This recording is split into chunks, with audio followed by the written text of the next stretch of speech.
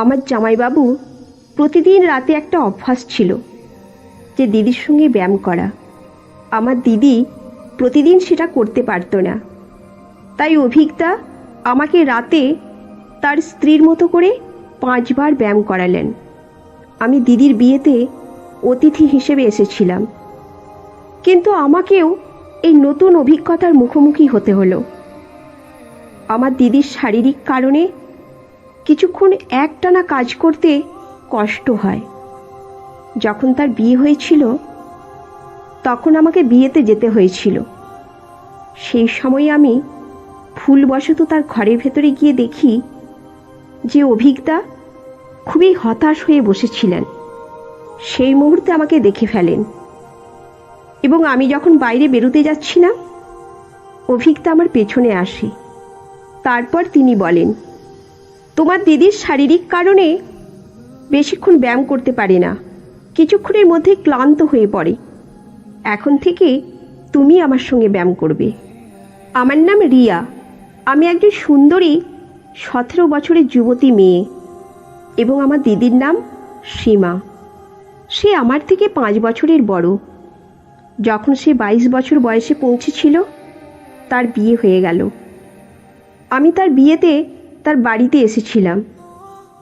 দিদির বিদায়ের সময় আমার সৎমা আমাকে কাপড় ভর্তি একটা ব্যাগ দিলেন এবং বললেন, সীমার সঙ্গে 6 দিন থাকা দরকার। আমি চাই যে তুমি তোমার দিদির সঙ্গে যাও, কারণ সে তোমাকে সঙ্গে আসতে বলেছে। মায়ের কথা শুনে আমি ব্যাগটি নিয়ে অভিজ্ঞতার গাড়িতে রাখলাম। যখন আমি দিদির পাশে বসার চেষ্টা করছিলাম তখন অভিজ্ঞতা আমাকে দেখতে পেলেন। আমি পাশের সিটে বসে গেলাম এবং আমরা দিদির শ্বশুরবাড়ি চলে এলাম। দিদির শাশুড়ি তাকে খুব ধুমধাম করে স্বাগত জানালেন। বিয়ের 4 দিন পর তার শাশুড়ি তার বাড়িতে ফিরে গেলেন। তিনি তার ছেলের বিয়ের জন্য 4 দিনের জন্য এই শহরে এসেছিলেন। 4 দিন কেটে গেল এবং সব কিছুই ভালোভাবে সম্পূর্ণ হলো। যখন আমি আমার বাড়িতে ফিরে আসতে যাচ্ছিলাম তখন দিদি বলল, তুমি কিছুদিন এখানে থাকতে পারো। আমি কিছুক্ষণ অপেক্ষা করলাম। তারপর অভিজ্ঞতা এসে বললেন, যদি তোমার কোনো অসুবিধা না হয় তাহলে কিছুদিন আরও এখানে থাকো। আমি এটা মেনে নিলাম এবং আমার মাও এতে খুশি হলেন। এরপর দিদি আর অভিজ্ঞতা বাইরে গেলেন এবং আমাকেও সঙ্গে নিয়ে গেলেন।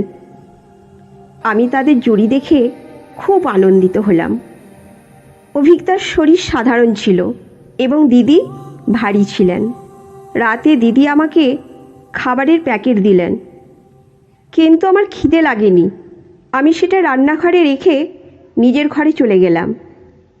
তারপর হঠাৎ করে দিদির ঘর থেকে অদ্ভুত শব্দ শুনতে পেলাম।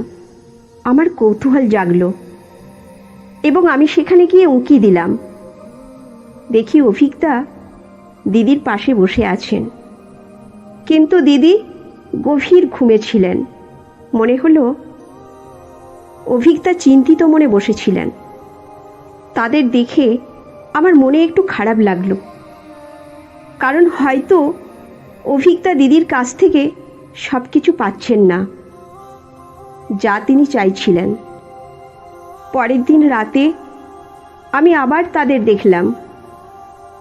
এবারও দিদি গভীর ঘুমে ছিলেন এবং অভিজ্ঞতা চিন্তিত মনে বসেছিলেন। আমি তাদের মুখে হতাশার ঝলক দেখতে পেলাম। তখন অভিজ্ঞতা আমার দিকে তাকালেন।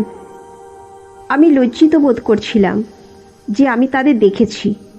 আমি তাড়াতাড়ি আমার ঘরে চলে গেলাম এবং দরজা বন্ধ করে দিলাম।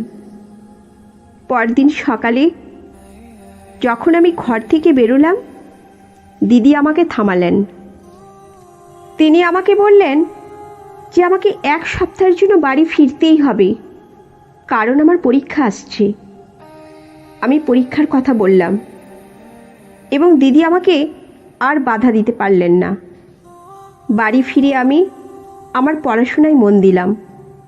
পরীক্ষার কয়েকদিন বাকি ছিল এবং হঠাৎ করে অভিজ্ঞতার ফোন এলো।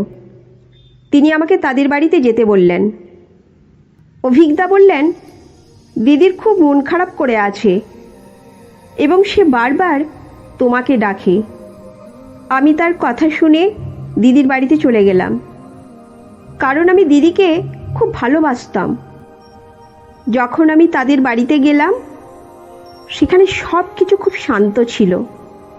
এক রাতে মজা করতে করতে আমি অভিজ্ঞতার কাছে গিয়ে আর জিজ্ঞাসা করলাম, দিদি ব্যায়াম করতে পারছে কি না।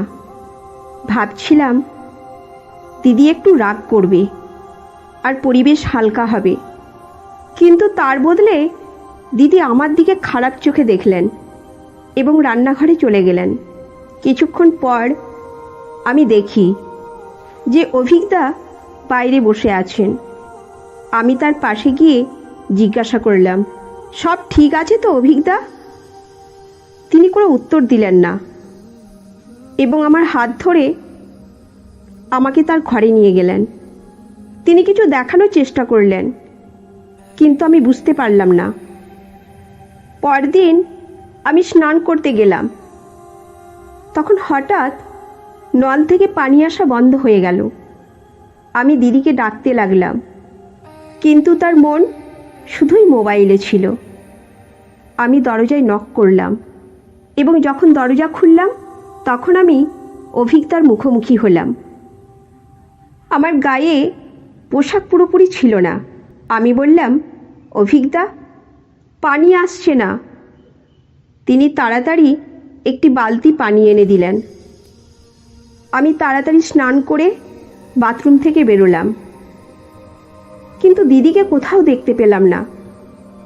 আমি অভিজ্ঞতাকে জিজ্ঞাসা করলাম, দিদি কোথায়?